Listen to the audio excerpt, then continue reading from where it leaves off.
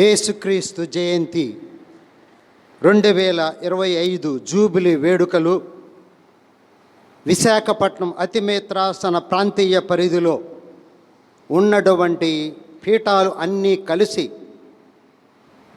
ఈ ఉత్సవం చేసుకునే సందర్భముగా అగ్రపీఠాధిపతులు ఉడుమల బాల అగ్రపీఠాధిపతులారా, విజయవాడ పీఠాధిపతులు గౌరవనీయులు తెలగతోటి రాజారావు పీఠాధిపతులారా, తదితర పీఠాధిపతులారా, గురువులారా, మఠవాసులారా, సహోదరి సహోదరులారా, ఈ శుభ సందర్భముగా మీ అందరికీ నమస్సుమాంజలు.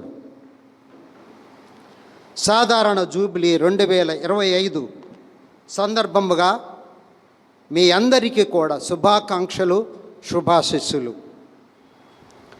నాకు ఇవ్వబడినటువంటి ధ్యానాంశం విశ్వాస సంఘాల రూపకల్పనలో గురువుల, మఠవాసుల మరియు గృహస్థ క్రైస్తవుల పాత్ర. దీనితో మేళవించి ప్రస్తుతము మనము మన యొక్క విచారణలలో, గురుపీఠాలలో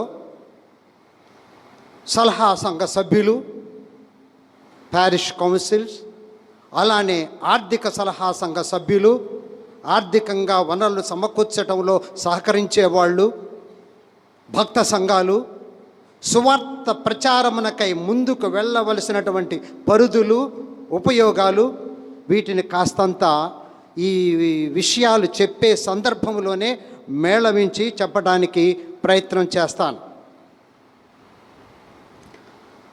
తనను బయలుపరుచుకునే దేవునికి సంపూర్ణంగా వ్యక్తిగతంగా హత్తుకుపోవడానికి మానవుడు చేసే అన్వేషణలో దేవుడు నరునికి వెలుగునిస్తాడు. అందుకు నరుడు స్పందిస్తాడు. ఆ స్పందనే విశ్వాసం. విశ్వసించడం అనే పదములో 2 అంశాలు ఉన్నాయి. ఒకటి వ్యక్తి, మరొకటి సత్యం. సత్యానికి సాక్షిగా నిలిచే వ్యక్తి అందు ఉన్నటువంటి నమ్మకం వల్ల సత్యాన్ని అంగీకరిస్తాం. సత్యానికి నిలువెత్తు నిదర్శనం, ప్రదర్శనం క్రీస్తు ప్రభు. అందుకే కథోలిక శ్రీసభ సత్యోపదేశం ఈ విషయాన్ని 176వ నంబరులో చెప్తూ ఉంది. అందుకే దేవుణ్ణి విశ్వసించాలి. ఆ దేవుడే పిత, పుత్ర, పవిత్రాత్మ. విశ్వసించడం మానవ చర్య. ఈ స్పందన, సమాధానం పూర్తి విజ్ఞతతో, స్వేచ్ఛతో మానవుని ప్రతిభకు అనుగుణంగా ఉండాలని ఈ బోధన చేస్తూ ఉన్నది. కారణం కీర్తన 8:4-5 నీవు నరుని జ్ఞప్తికి తెచ్చుకొనుటకు అతడేపాటివాడు, అల్పమానవుని పరామర్శించుటకు అతడు ఎంతటివాడు, అయినను నీవు నరుని నీకంటేను కొంచెము తక్కువ వానినిగా మాత్రమే చేసితివి. కీర్తి మహిమలను కిరీటంతో అతన్ని అలంకరించితివి.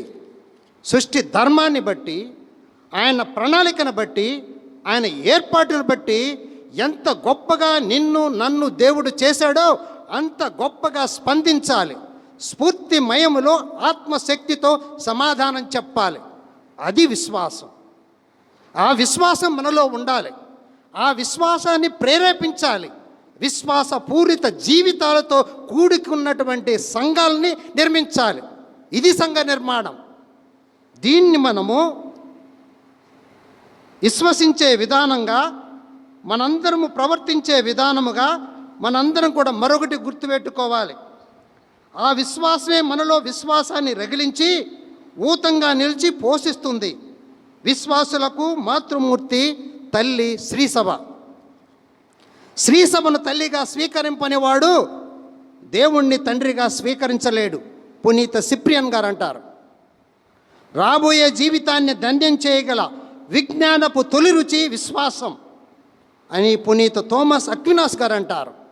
విశ్వాసాన్ని ఆ విధంగా ఆకలింపు చేసుకొని, అర్థం చేసుకొని బోధించాలి, ప్రబోధించాలి, నిర్మించాలి. విశ్వాసం లేకుండా దేవుణ్ణి సంతోషపరచడం అసంభవం. ఆయన బిడ్డల సహవాసాన్ని అనుభవించడం కూడా అసాధ్యం. విశ్వాసంతోనే నువ్వు జీవిస్తావు, విశ్వాసంతోనే ప్రభావితం చేస్తావు, విశ్వాసంలోనే నువ్వు పెంపొందుతావు. దీన్ని గుర్తించాలి. విశ్వాసులందరూ ఒకే దేహంగా రూపొందడం వల్ల ప్రతి సభ్యునిలో ఉన్న మంచి ఇతరులకు కూడా అందివ్వబడడం జరుగుతుంది. కనుక శ్రీసభలో ఉమ్మడి సంపద ఉందని మనం నమ్మాలి. బిల్డింగులు, పొలాలు, ఆస్తులు ఆ సంపద కాదు, విశ్వాస సంపద. ఆత్మీయ సంపదలో పెరిగే మన తోటి వాళ్లను, అన్నదమ్ములను, అక్క చెల్లెలను, మన సహోదరి సహోదరుల శక్తి సామర్థ్యాలను అర్థం చేసుకొని ఆకలింపు చేసుకొని అనుభవంలోకి తెచ్చుకోవాలి. అది నీకుంటే నువ్వు అందించాలి. కనుక ఆయన ప్రధాన సభ్యుడు ఎవరు? యేసు ప్రభు. అందువల్ల క్రీస్తు సంపదలు దివ్య సంస్కారాల ద్వారా సభ్యులందరికీ అందింపబడతాయి.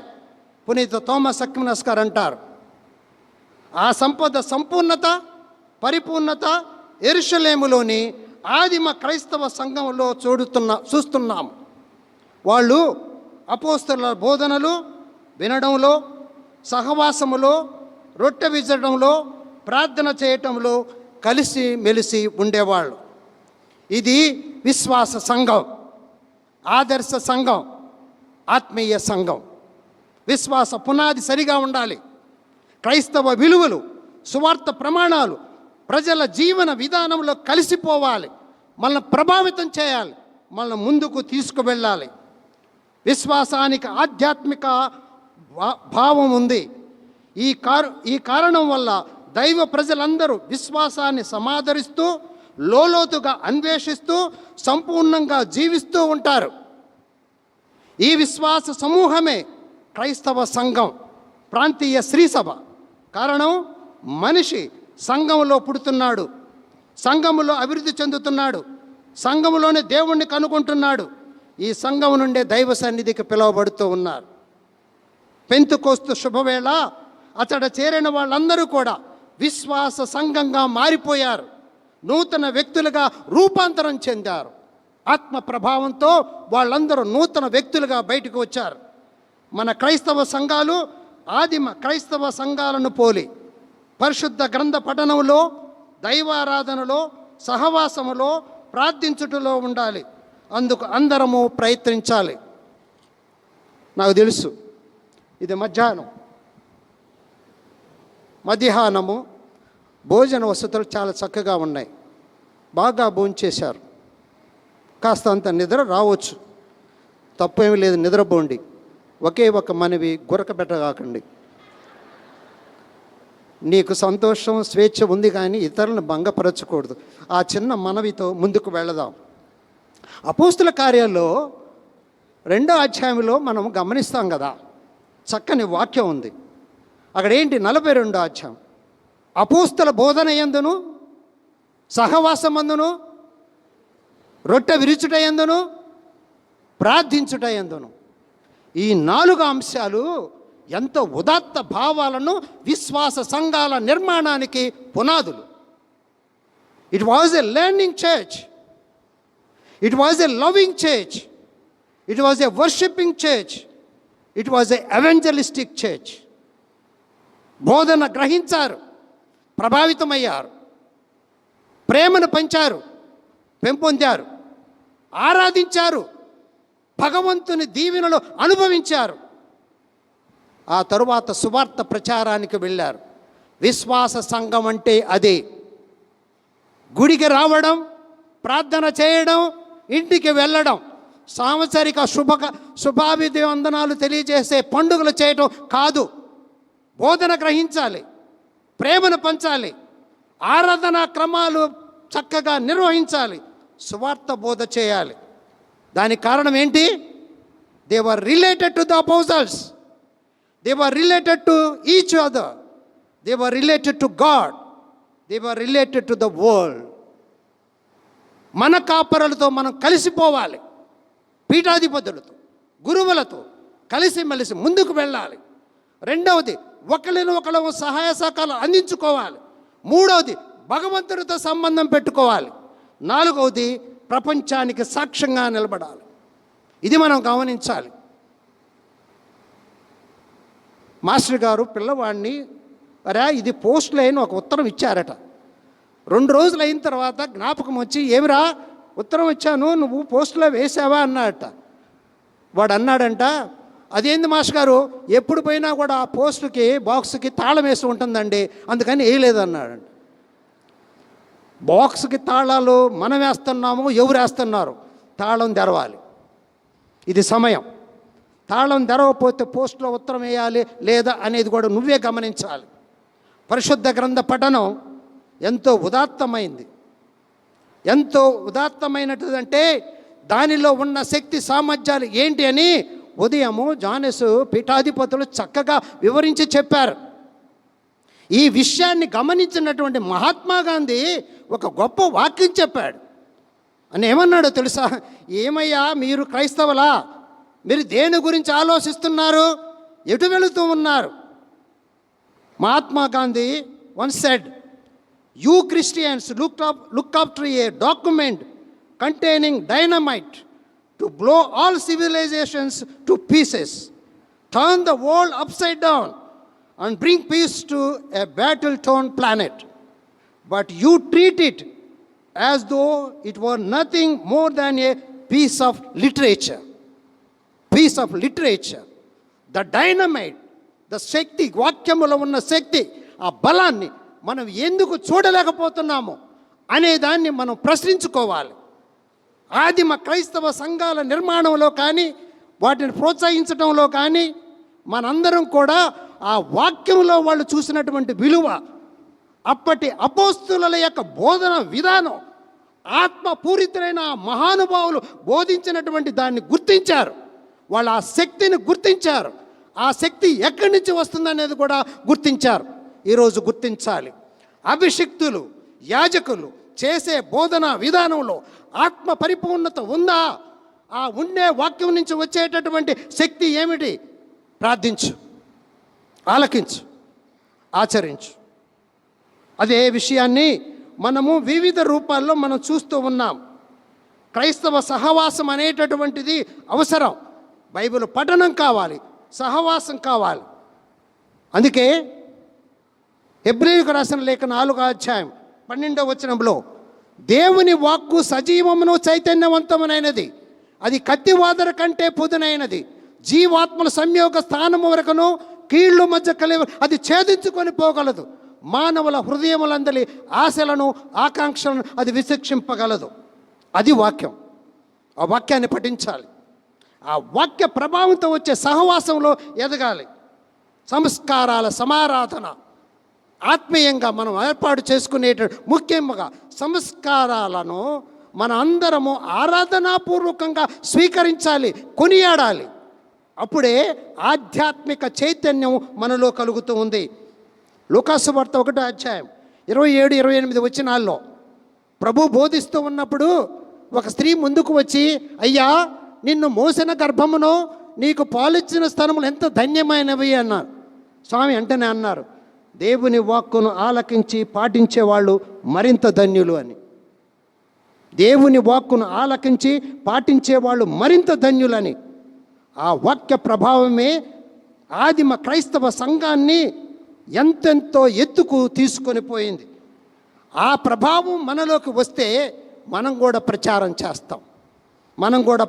చేస్తాం. ఈ విషయాన్ని మీరు నేను మనందరం కూడా గుర్తించాలి. ఈ విషయంలో నుంచి నేను 3 విషయాలు క్లుప్తంగా చెప్తాను. మధ్యాహ్నం పెట్టారు కదా, కొంచెం ఆలస్యం అయ్యి కాస్త ఎక్కువ టైం ఇస్తాను అనుకున్నాను. ఫాదర్ డేవిడ్ అందరిలాగానే మీకు 30 నిమిషాలు అన్నారు. ఏదన్నా కన్సెషన్ ఇస్తే బాగుండే అనుకొని తగ్గించుకుంటున్నాను. అయినా ప్రయత్నం చేస్తాను. 3 విషయాలు. 1 గురువులు, 2వది మఠవాసులు, 3వది క్రైస్తవులు, సామాన్య క్రైస్తవులు. ఈ కాస్తంత అదే మఠవాసుల విషయంలోకి వచ్చేటప్పుడు రిలీజియస్ ప్రీస్ట్ల గురించి కాస్త మాట్లాడటానికి మిళితం చేసి మాట్లాడతాను. ఏదో కొంత నేను డయాసిసన్ ప్రీస్ట్ని కాబట్టి ఇది కొద్దిగా ఉపయోగంగా ఉంటుందని కాస్త స్ట్రెచ్ చేస్తున్నాను. మామూలుగా ప్రతి ఒక్కళ్ళకి క్యారిజం ఉంటుంది. ప్రతి కాంగ్రిగేషన్ ఒక క్యారిజం ఉంటుంది. క్యారిజం అంటే పరిచర్యానుగ్రహం, ప్రత్యేక వరం. In the case of religious founders, such experience is repeated and relived in those who follow them. ఒక క్యారిజం అనేది ఒక ప్రత్యేక వరం. ఆ సభ నిర్మాణం చేసినటువంటి ఆయన జీవితంలో నుంచి ఆయన ఏ ప్రభు దగ్గర నుంచి స్వీకరించాడో దాన్ని వాళ్ళ ఫాలోవర్స్ అందరికీ కూడా అందిస్తారు. మరి డయాసిస్ ఫాదర్స్ వచ్చే ఏంటి? For the diocesan priest it is an ongoing personal discovery. It has to be discovered in the context of one's life. His charism is bound up with his ability to be with affinity and availability for Christ unto his people. మేత్రాసన గురువుల యొక్క క్యారిజం, ప్రత్యేక వరం ఏంటి అంటే ఎప్పటికప్పుడు నువ్వు నూతనీకరించుకోవాలి, ఆత్మ పరిపూర్ణుడై పోరాటం చేయాలి, ధైర్యంతో ముందుకు వెళ్ళాలి. అది నీ charism. This implies a special intuition, hermeneutic and rootedness in the life of people. దీన్ని నువ్వు గుర్తించాలి. నిరంతర పోరాటం జరుగుతూ ఉండాలి. నీ హోంవర్క్ నువ్వే చేసుకోవాలి. భగవంతునితో నీకున్న అనుబంధ సంబంధాలని నీవే వెతుక్కోవాలి, నువ్వే కనుగొనాలి. A diocesan priest plays a vital role in the life and growth of the church. He is the live wire and now center of church life and activity. సజీవమైనటువంటి క్రైస్తవ సంఘం ఉంది అంటే, నిలబడుతుందంటే, ముందుకు వెళుతుందంటే యాజకుడు, గురువు చేసే ప్రయత్నాలు, ప్రార్థన, త్యాగం, నిర్మాణ కార్యక్రమాలు, నూతనీకరణ కార్యక్రమాలే నిజమైనటువంటి సాక్ష్యం. The depth, the density and the destiny of the church is determined by the priest. The depth, the density and the destiny of the church is determined by the priest. గురువు యొక్క ప్రాధాన్యత అంత ఉంది. క్రైస్తవ సంఘాలలో గురువుల యొక్క ప్రాధాన్యత. A well instructed and pure hearted priesthood has been the backbone of the church. What is the self identity of a priest today? గురువులు ఏంటి? వాళ్ళ వ్యక్తిత్వం ఏంటి? వాళ్ళ జీవితం ఏంటి? Priestly life identify has to be discovered in the self identity of the church. స్త్రీ సభ అవసరమేందో గురువుల అవసరం, ప్రజల అవసరమేందో గురువుల అవసరం, ప్రజలకు అవసరమేందో గురువులు చేయాలి. ప్రజల యొక్క భక్తి ప్రపత్తుల విషయాల్లో, నిర్మాణంలో, అన్నిటిలో గురువులే తమకు తోడుగా ఉండాలి, తమే ముందు ఉండాలి, దేనికైనా ముందు ఉండాలి. అది గురువులు చేయవలసినటువంటి పని. You must take note of changed ecclesiastical perspectives, a different mind set and world view operative in the church today.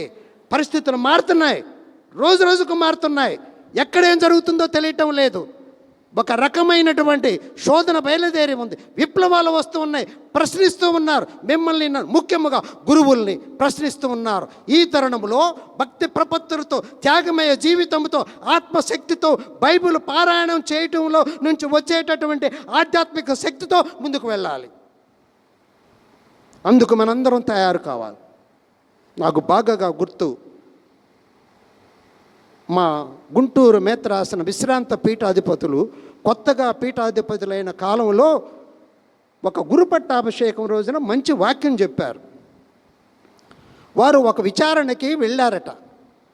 ఆ విచారణకి వెళ్ళి పెద్దలతో మాట్లాడుతుంటే ఆ పెద్దలందరూ వచ్చి, అయ్యా, మా స్వాముల వారు 6 సంవత్సరాల నుంచి ఇక్కడ పనిచేస్తున్నారు, ఆయనకి మార్పు ఉంటుందని మాకు తెలిసింది, మాకు ఈసారి ఎవరిని వేయాలో అనుకుంటున్నారట, మా ఊరికి తూకం కలిగిన స్వాములోని వేయమన్నారట. తూకం కలిగిన స్వాములోరా, తూకం కలిగిన స్వాములోరు అనగానే కొత్తగా పీఠాధిపతులు అయ్యారు, అనుభవం లేదు కాబట్టి కొంచెం ఆశ్చర్యపడ్డారంట పీఠాధిపతులు. తూకం అంటే ఏంది అన్నాడు. తూకం అంటే మంచి గట్టిగా ఉండాలి మనిషి, మంచి వాక్యం చెప్పాలి, పోలీసులతో అనుభవం ఉండాలి, అమెరికాకు ఉత్తరాలు రాసి డబ్బులు తెప్పియాలి, మంచి స్కూలు అవన్నీ పెట్టాలి, రోడ్లు వేయాలి, మరి ఇవన్నీ కొంచెం తూకం ఉండాలా. తూకం ఈ తూకం పాడు కానీ ఎక్కడి నుంచి తేవాలరా ఈ తూకం అనుకున్నారంట పీఠాధిపతులు. వాళ్ళే గురు పట్టాభిషేకం రోజు చెప్పిన ప్రసంగాన్ని నేను గుర్తు చేస్తాను. అప్పుడు పీఠాధిపతులు అన్నారంట వాళ్ళతోటి, అయ్యా డబ్బులైతే ఏదో తెచ్చి చేస్తాను, ఈ తూకం కలిగిన స్వాములను ఎక్కడ తేవాలి నేను? మీరు తూకం కలిగిన పిల్లల్ని ఇవ్వండి, నేను తూకం కలిగిన స్వాములను పంపిస్తా.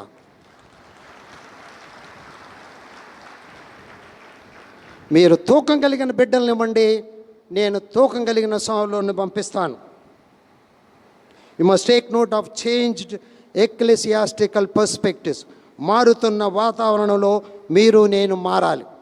నేను కొనసాగించబోయే మఠవాసులు సామాన్య క్రైస్తవులను దృష్టిలో పెట్టుకొని మీకు మాకు మనందరికీ ఎవరు model?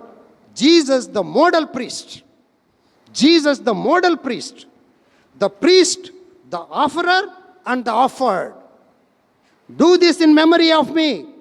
Singular identity with Christ manifested in a life poured out constantly for others. గురువుల యొక్క ఆధ్యాత్మిక జీవితంలో నీకు నాకు అందరికీ కూడా ప్రభువే ఆదర్శం. To be light, transcendence.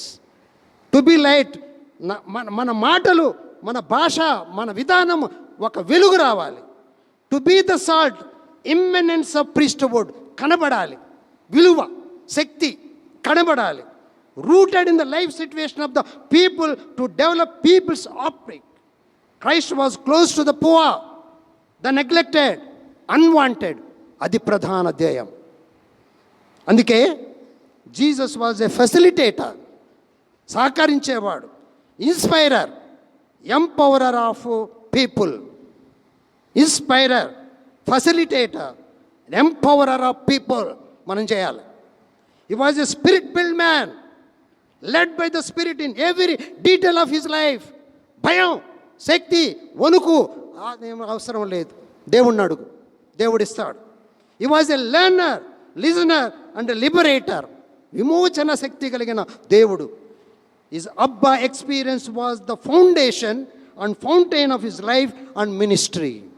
అబ్బా ఎక్స్పీరియన్స్, ప్రార్థన, కఠినమైనటువంటి కఠోర పరిస్థితులను కూడా ఛేదించుకొని బయటికి రావాలి అంటే ప్రార్థన. ఈ ప్రార్థనలోనే a beautiful blend of balancing of this traits of Jesus can constitute the charism of a diocesan priest, charism of any religious priest. గురువులుగా మీరు నేను ప్రభువుని ఆదర్శంగా తీసుకోవాలి. 1979లో జాన్ పాల్ II పాపు గారు ప్రీస్టులను ఉద్దేశించి హోలీ థర్స్డే ఒక ప్రార్థనాపూర్వకమైన దాన్ని సమాచారాన్ని పంపించారు.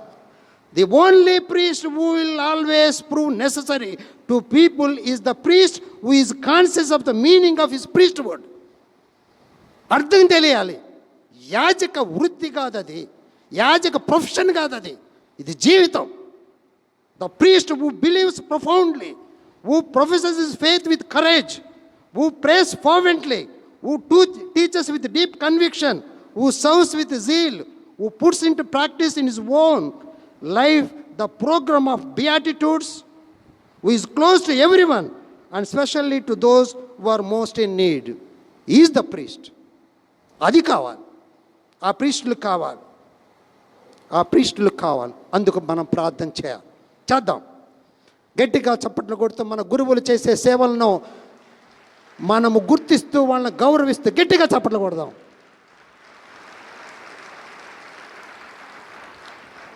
నేను 84లో నేను 84లో గురువు అయినప్పుడు మా ఊర్లో ఊరేగింపు పెట్టారు, దండలు వేశారు, సన్మానం చేశారు. వామ్మో ఇంకెట్లానే ఉంటుంది కావాలనుకున్నా.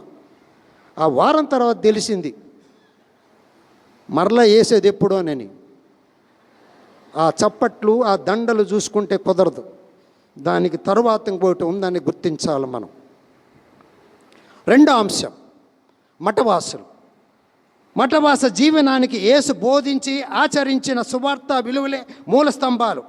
అవి ప్రధానంగా 3: బ్రహ్మచర్యం, పేదరికం, వినయశీలం.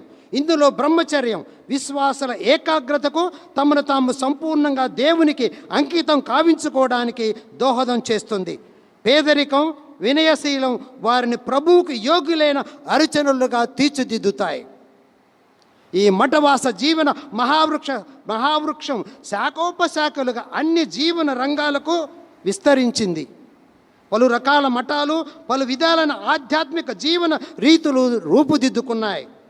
ఆయా మఠాలు సాధిస్తున్న ఆధ్యాత్మిక ప్రగతి ఆయా మఠవాసులకు ఎనలేని కృపావరాలు లభించడమే కాకుండా క్రీస్తు దివ్య దేహమైన శ్రీసభకు సైతము ఎంతో మేలు వనగూరుతుంది. మఠవాస జీవనానికి శ్రీసభ నిర్మాణములో సముచితమైన స్థానం ఉంది. దేవుడు నిర్దేశించిన క్రైస్తవ సంఘ నిర్మాణాన్ని చూచిన అధిష్టాన క్రమం ప్రకారం శ్రీసభలో ఏర్పడిన వివిధ స్థాయిలను పరిశీలించిన అందులో మఠవాస జీవనం అంతర్భాగంగానే కనిపిస్తుంది. మఠవాస జీవన విధానం అటు అర్చక శ్రేణులకు ఇటు సామాన్య క్రైస్తవులకు మధ్యస్థంగా ఉండే భక్తి జీవన మధ్య మార్గం కాదు. మఠవాసం సాక్షాత్తు దైవ సంకల్పం ప్రకారం రూపుదిద్దుకున్న విలక్షణమైన స్వతంత్రమైన భక్తి జీవన విధానం. మఠవాస జీవితం శ్రీ సభకు కావాలి. భక్తి మార్గాన్ని అనుసరించడానికి దేవుడు అటు గురువులను ఇటు సామాన్య క్రైస్తవ విశ్వాసులను సైతము సాదరంగాను ఆహ్వానిస్తాడు. మఠవాసం ద్వారా దేవుడు వారికి ప్రత్యేకమైన కృపా వరాలను అనుగ్రహించి మఠవాసులు తమ శక్తి సామర్థ్యాల ద్వారా లోకరక్షా మహోద్యమంలో శ్రీసభ వ్యవస్థను పటిష్టపరుస్తాడు, ఫలప్రదం గావిస్తాడు. రోమాపౌరులకు రాసిన లేఖ 12:6-8 వరకు చదువుకోండి. దేవుడు మనకు వసగిన అనుగ్రహం అనుసరించి మనం విభిన్న కృపావరములను కలిగి ఉన్నాము కనుక వారిని వినియోగించడం.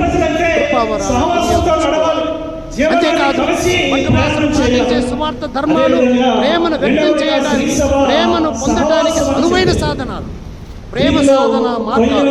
అందుకనే ఈ త్రివిధ సువార్త ధర్మాలను పాటించే మఠవాసులు శ్రీసభతో నిగూఢ సత్యాలతోనూ ప్రత్యేకమైన ప్రేమానుబంధాన్ని ఏకీభవాన్ని కలిగి ఉంటారు. ఈ అనుబంధానికి అనుగుణంగానే మఠవాసులు క్రైస్తవ విశ్వాసులు శ్రీసభ సంక్షేమానికి సమగ్ర వికాసానికి అంకిత భావంతో విశ్వాస సంఘ నిర్మాణంలో గురువులతో మఠవాసులు కూడా పనిచేయాలి. వాళ్ళ ధర్మాలను వాళ్ళు ఎటువంటి పరిస్థితుల్లో ప్రధానమైనటువంటి ఏమిటి అని గుర్తించగలగాలి. ఈ కారణంగానే శ్రీసభ వివిధ మఠాల ప్రత్యేకతను గుర్తిస్తుంది, ప్రోత్సహిస్తుంది, వాటి వికాసానికి తన సంపూర్ణ సహాయ సహకారాన్ని అందజేస్తుంది. అయితే వ్యవస్థాపరంగా భిన్నత్వం కలిగిన మఠాలన్నీ దైవరాజ్య నిర్మాణ లక్ష్య సాధనలు ఏకమనస్కులై వ్యవహరించాలి. అందుకే ఈ సందర్భముగా గురువులు మఠవాసులు గుర్తుపెట్టుకోవాలి. జర్మన్ తత్వవేత్త మార్టిన్ నిమోల్లర్ అనే ఒక ఆయన సుప్రసిద్ధమైనటువంటి మాటలను గుర్తు చేసుకోవడం ఈ సందర్భంలో సముచితం. జాన్ నిమోల్టన్ మొదట వాళ్ళు అప్పుడు ఆ రెండవ ప్రపంచ యుద్ధ సమయంలో జరిగినటువంటి పోరాటంలో మొదట వాళ్ళు కమ్యూనిస్టుల కోసం వచ్చారు. కమ్యూనిస్టును కాను కాబట్టి నేను మాట్లాడలేదు. ఆ తర్వాత వాళ్ళు సోషలిస్టుల కోసం వచ్చారు. సోషలిస్టును కాను కాబట్టి నేను మాట్లాడలేదు. ఆ తర్వాత వాళ్ళు ట్రేడ్ యూనియనిస్టుల కోసం వచ్చారు. ట్రేడ్ యూనియనిస్టును కాను కాబట్టి నేను మాట్లాడలేదు. ఆ తర్వాత వాళ్ళు యూదుల కోసం వచ్చారు. యూదును కాను కాబట్టి నేను మాట్లాడలేదు. ఆ తర్వాత వాళ్ళు క్యాథలికుల కోసం వచ్చారు. క్యాథలిక్ను కాను కాబట్టి నేను మాట్లాడలేదు. ఆ తర్వాత వాళ్ళు నా కోసం వచ్చారు. వెనుదిరిగి చూస్తే నా కోసం మాట్లాడటానికి ఎవడు లేడు.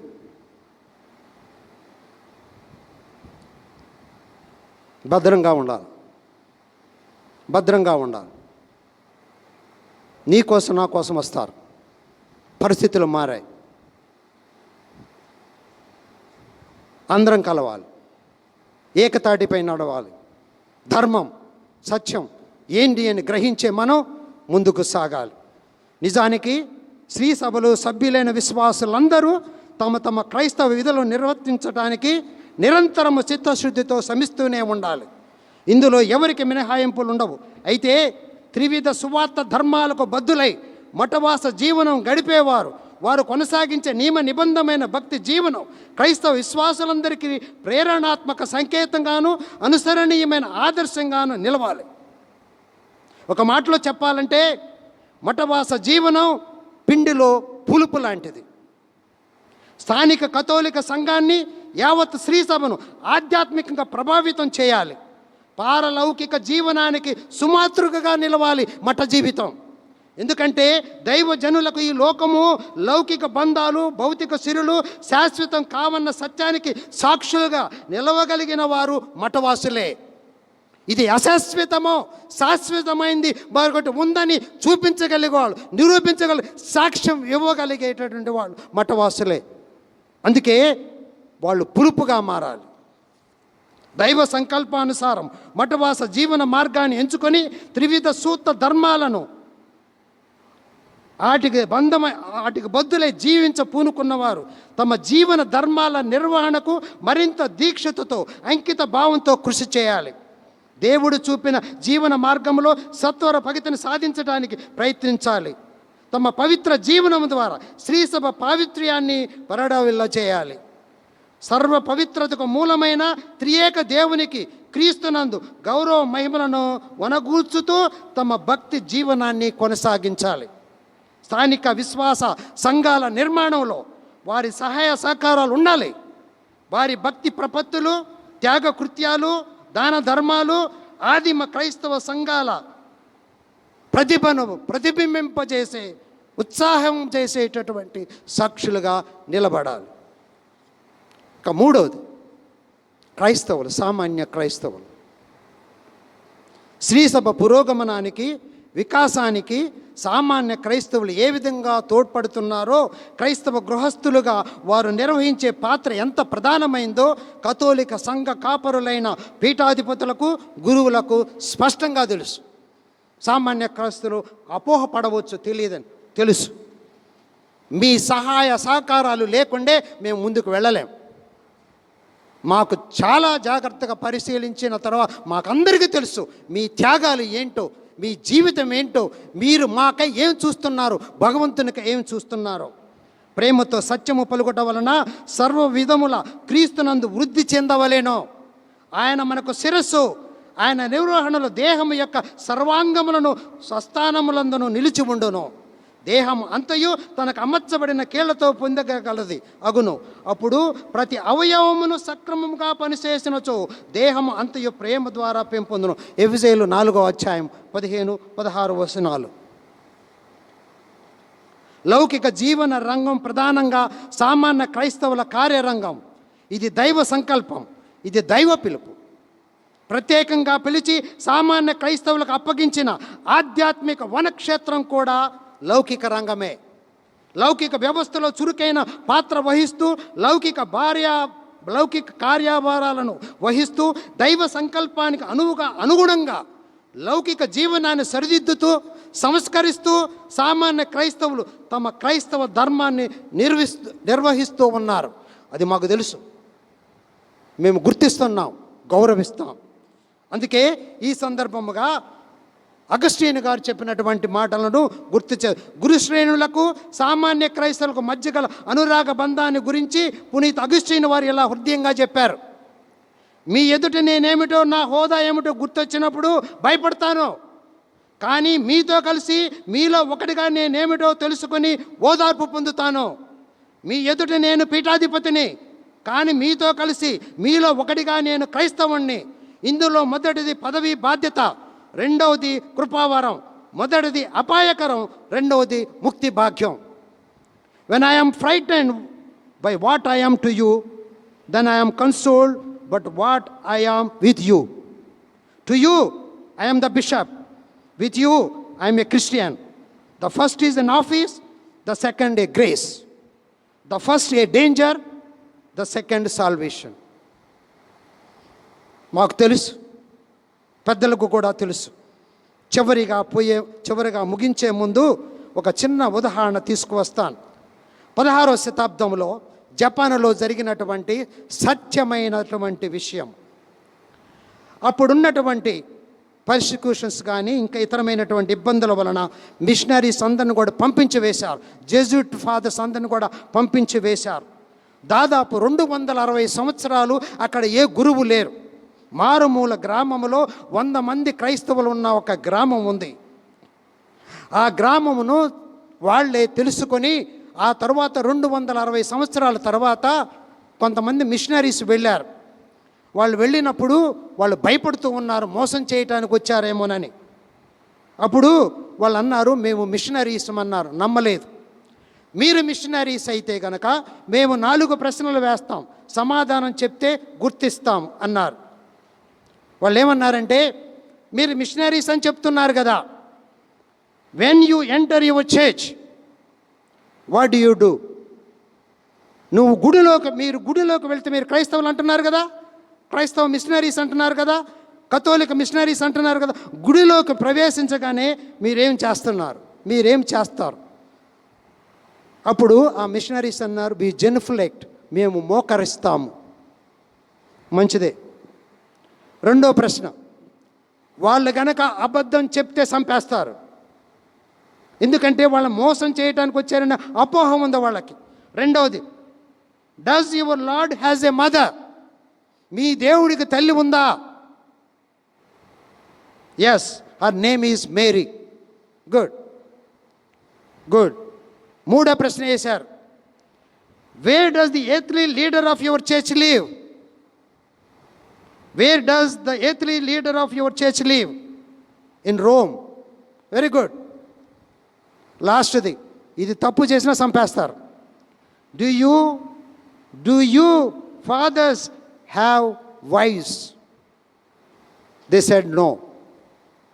Then they put on those people on their shoulders, took them to the church which has not seen priests for 260 years. ఇది క్రైస్తవం.